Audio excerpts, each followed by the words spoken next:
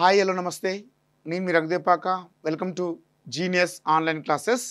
తెలంగాణ ఉద్యమ చరిత్ర రాష్ట్ర ఆవిర్భావం సంబంధించి మనం మలిదశ ఉద్యమంలో భాగంగా ఆర్య సమాజ్ యొక్క సార్వదేశికు ఆర్య ప్రతినిధి సభ గురించి ఈరోజు తెలుసుకుంటున్నాం. గత ఎగ్జామ్లో 2024 గ్రూప్ 2 ఎగ్జామ్లో ఇక్కడ నుండి క్వశ్చన్ రావడం జరిగింది. ఆర్య సమాజ్ యొక్క అనుబంధ సంస్థ అయినటువంటి సార్వదేశిక ఆర్య ప్రతినిధి సభలో ముఖ్యంగా ద్విసభ్య కమిషన్ నియమించింది.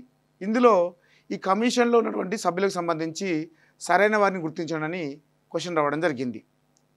కాబట్టి దీనిపైన మరోసారి క్వశ్చన్స్ వచ్చే అవకాశం ఉంది.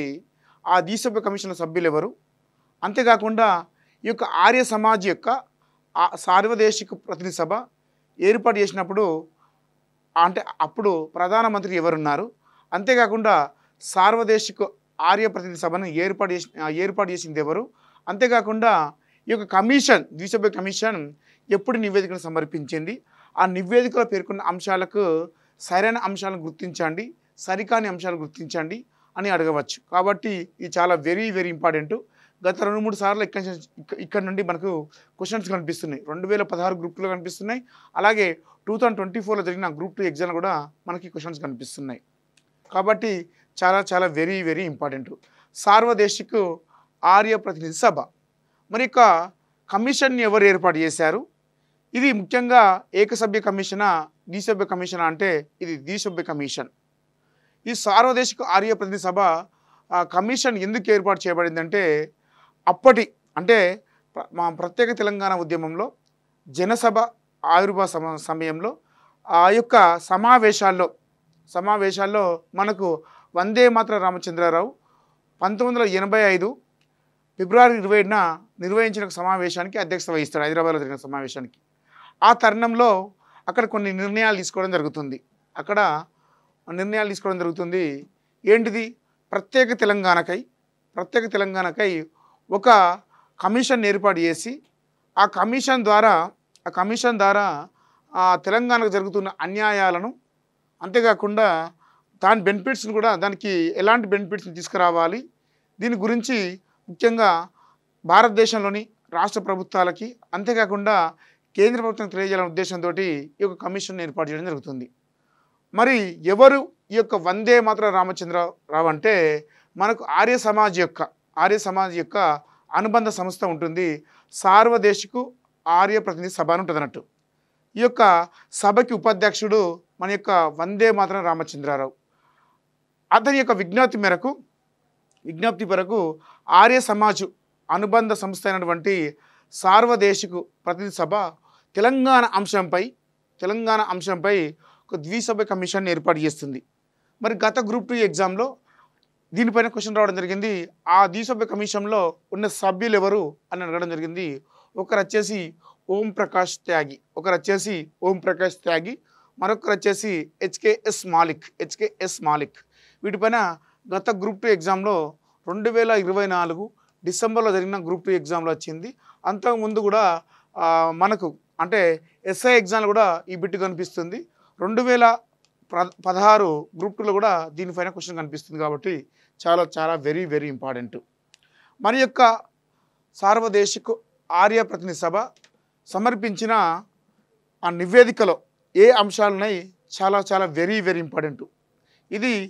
దీనిపైన కూడా మనకు మామూలుగా ఒకసారి క్వశ్చన్ కనిపిస్తుంది. మనకు ఏడబ్ల్యూ ఎగ్జామ్లో కావచ్చు, దీనిపైన కూడా క్వశ్చన్ ఒకసారి కనిపించింది. కాబట్టి చాలా చాలా వెరీ వెరీ ఇంపార్టెంట్. మన యొక్క సార్వదేశిక ఆర్య ప్రతినిధి సభ తెలంగాణ అంశంపై ఏర్పాటు చేశారు. దేనిపై ఏర్పాటు చేశారంటే తెలంగాణ అంశాలపై, అంటే తెలంగాణ ఏర్పాటుకై, అంతేకాకుండా ప్రత్యేక తెలంగాణ కోసం అంశాలను పరిశీలిస్తూ తెలంగాణకు జరిగిన అన్యాయాలను అంటే వెలిబుచ్చడానికి ఈ యొక్క ద్విసభ్య కమిషన్ ఏర్పాటు చేశారు. మరి ఎప్పుడు ఏర్పాటు చేశారు అంటే 1985లో ఏర్పాటు చేశారు. మరి ఎప్పుడు నివేదికనిచ్చిందంటే 1985 నవంబర్ 22వ తారీఖున ఈ యొక్క ద్విసభ్య కమిషను తన యొక్క నివేదికను సమర్పించింది. ఎన్ని పేజీలతో సమర్పించిందంటే 10 పేజీలతో సమర్పించింది. చాలా చాలా వెరీ వెరీ ఇంపార్టెంట్. ఇక్కడ నుంచి గతంలో మనకు క్వశ్చన్ కనిపిస్తుంది. ద్విసభ్య కమిషన్ ఏర్పాటు చేసిన నివేదిక ఎన్ని పేజీలతో వెలువడిందని అడిగారు. 10 పేజీలతో వెలువడింది ఈ కమిషన్ నివేదిక. ఈ యొక్క నివేదికలో ముఖ్యంగా తీసినట్లయితే మనకు చాలా అంశాలు కనిపిస్తాయి. ఒకటి టీఎన్జిఓ, మరొకటి వచ్చేసి బచావత్ ట్రిబ్యునల్, అలాగే మనకు అడ్మినిస్ట్రేషన్ ట్రిబ్యునల్, అలాగే తీసుకుంటే మనకు అంటే తెలంగాణ రాష్ట్ర యొక్క దీనస్థితి ఎలా ఉన్నది దానిపైన. మరొక అంశం వచ్చేసి ప్రముఖ జర్నలిస్టు దశరథం ఈ యొక్క హత్య గురించి ఈ యొక్క నివేదికలో మనకు పేర్కొన్న అంశాలుగా చెప్పుకోవచ్చును. ఈ యొక్క అంశాలను పరిశీలించినప్పుడు ముఖ్యంగా మనకి ఈ కమిషన్కు తెలంగాణ నాన్ గెజిటెడ్ ఆఫీసర్స్ అంటే టీఎన్జిఓ కలిసి ఒక విజ్ఞాపన పత్రాన్ని సమర్పిస్తుంది. ఈ సమర్పించిన పత్రంలో ముఖ్యంగా తీసుకుంటే తెలంగాణ ప్రాంతంలో ముఖ్యంగా ఉద్యోగాల విషయంలో ఆంధ్ర ప్రాంతం వారిని విచ్చలవిడిగా నియమించారని ఈ నివేదిక పేర్కొంటుంది. అంతేకాకుండా బచావత్ ట్రిబ్యునల్ జూరాల ప్రాజెక్టుకి అనుమతులు ఇచ్చినప్పటికీ ఇది ముందుకు సాగడం లేదని ఒక నివేదిక పేర్కొంటుంది. మరి 1981 జనవరి 6వ తారీఖునే ఈ యొక్క జూరాల ప్రాజెక్టుకి శంకుస్థాపన చేస్తారు ఆనాడు ప్రభుత్వం. అయినా 4 సంవత్సరాలు దాటినప్పటికి కూడా బచావత్ ట్రిబ్యునల్ అంటే తీర్పులు ఇచ్చినప్పుడు అంటే దీనికోసం ముందుకు అంటే ఈ యొక్క నిర్మాణాన్ని ముందుకు కొనసాగించాలని అనుమతులు ఇచ్చినప్పటికి కూడా ఆనాటి రాష్ట్ర ప్రభుత్వాలు దీనికి ముందుకు కొనసాగించడం లేదు. ఎందుకంటే జూరాల ప్రాజెక్టు నిర్మిస్తే కృష్ణానది యొక్క ప్రవాహం తగ్గుతుందన్న ఉద్దేశంతో ఆంధ్ర అంటే ఆధిపత్యాన్ని చెలాయిస్తున్నటువంటి ఆనాటి ప్రభుత్వంలో ఉన్నటువంటి ఎన్టీఆర్ ప్రభుత్వం అయితేంది, తర్వాత ఆంధ్రప్రదేశ్కి చెందినటువంటి ముఖ్యమంత్రులు అయితేంది ఈ నిర్ణయాలను తీసుకొని తెలంగాణని ఒక దిగజార్చే దిశకు తీసుకొచ్చారని ఒక నివేదిక పేర్కొంటుంది. అంతేకాకుండా అడ్మినిస్ట్రేషన్ ట్రిబ్యునల్ అంటే ఇచ్చే తీర్పులు కానీ ఉత్తర్వులు కానీ అమలుకు నేర్చుకుంటలేవని ఈ యొక్క నివేదిక పేర్కొంటుంది.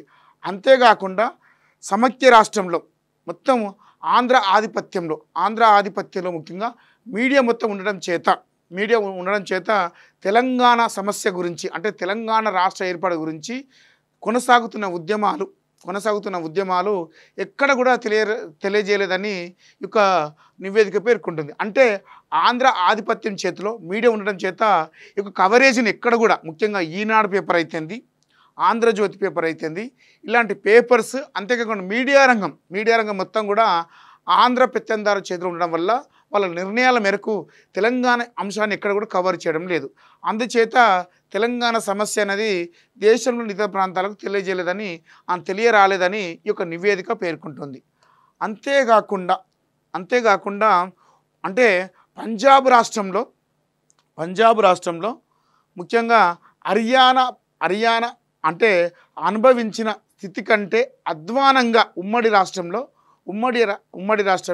తెలంగాణ ప్రాంతం అత్యంత దరిద్రంగా